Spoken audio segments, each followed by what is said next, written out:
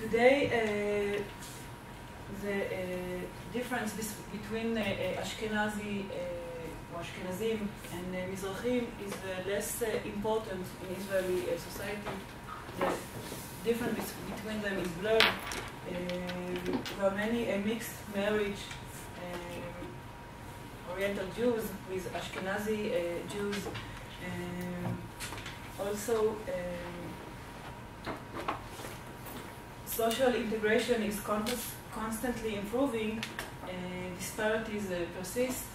There are surveys that shows that Israeli-born Ashkenazim are up to twice more likely to pursue academic studies than Israeli-born Mizrahim.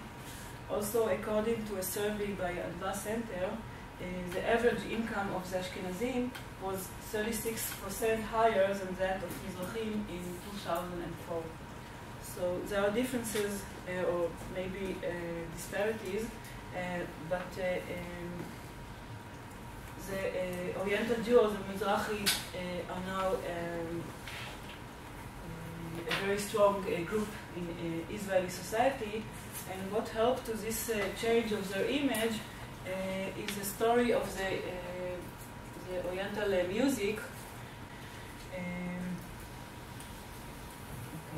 The assimilation of Mizrahim, of Oriental Jews, and their acceptance as full members of Israeli society is reflected also in Avi Nesher, warm and humorous film, which is called Turn Left at the End of the World. In this, the movie tells the story of immigrants in the 60s to Israel, a family that immigrated from India to Israel, and they are very British, and another family who immigrated from Morocco, and they are very French. And they have to live together in a very marginal town in the middle of the desert, near Be'er Sheva, and the movie deals with their problems and dreams, and their everyday lives and their hardships. All of them work as only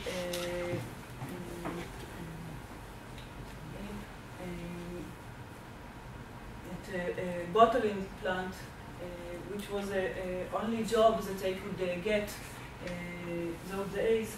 It was the town's only employer, and of course this plant was managed by Ashkenazi bureaucrats, and those immigrants are organizing a strike, and they're demanding to raise the salary, and they are not represented in this movie as inferior and passive identity of the Oriental Jew, like maybe like Salah Shabati.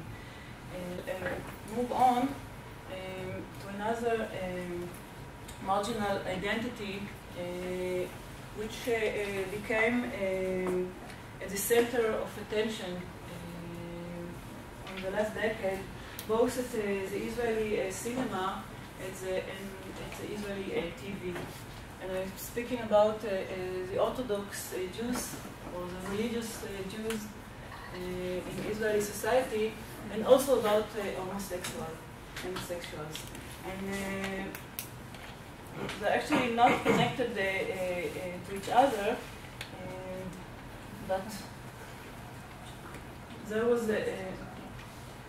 when I speak about Orthodox Judaism, this is an approach to Judaism which adheres to the traditional interpretation and application of the laws and ethics of the holy Jewish book, the Torah. Also, there are another group in Israeli society which are not secular. There are the religious Zionists, or also known as Kippa Sruga. They wear a yarmulke, and their ideology combines both Zionism, or the national Israeli ideology, and the Jewish religious faith. So there are many films and TV series about both Orthodox Jews and national religious Jews in Israel nowadays. Less common are movies and TV series regarding homosexuals. Maybe you've heard about the movie The Bubble. I know it was very famous in Europe. It tells the story of youngsters who live in Tel Aviv, about homosexual. Also the movie Yossi and Jagger tells the story of a love story between the Yossi and Jagger, who are both officers at the combat unit in Israeli IDF. The film Eyes Wide Open reveals the complexities of those identities combined together. It takes place at the Orthodox Jewish quarter in Jerusalem. Aaron, a married Orthodox Jewish father, is also a father of four. This is Aaron. He falls in love with a 19-year-old homeless yeshiva student named Ezri. This is Ezri. Aaron hires Ezri to work at his apprentice at his butcher shop, where they form a close relationship, which eventually develops into a love story. Being a devout religious man, living in an ultra-Orthodox community, Aaron is torn between his family and devotion to God and the intense feelings that he has for Ezri. So at the end, I wanted to speak about the image of the women in Israel, and I know that you had a lecture that was dedicated to this subject.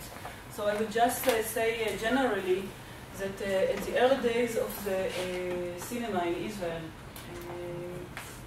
the 50s and the 60s, the representation of the Israeli woman was as a lover or as a girlfriend. Mika was a girlfriend of Uri, and he walked through fields. Or it was represented as the mother of the son who goes to the military and willing to sacrifice his life for the safety of everybody in Israel. Nowadays, there are more and more movies who are dedicated to strong feminine figures, like Aviva, My Love. Aviva works as a cook in a hotel in Tiberias at the north of Israel. She has very hard life. She's an unemployed father, a sick mother, and she had to take care of all her children. And also she dreams to be an author, and she writes very nice short stories. And the movie is telling a story. So today there are representation to more strong and independent women in Israeli society. Try to show how the diversities and the differences of identities in Israeli society and the changes from the model of melting pot, giving the Sabras and the Ashkenazi elite the hegemonic position in Israeli society, and nowadays there is more room or many identities are more acceptable in Israeli society, like religious Jews and homosexuals and Russian immigrants and Ethiopians. So I hope that my lecture was interesting to you, and thank you for being here.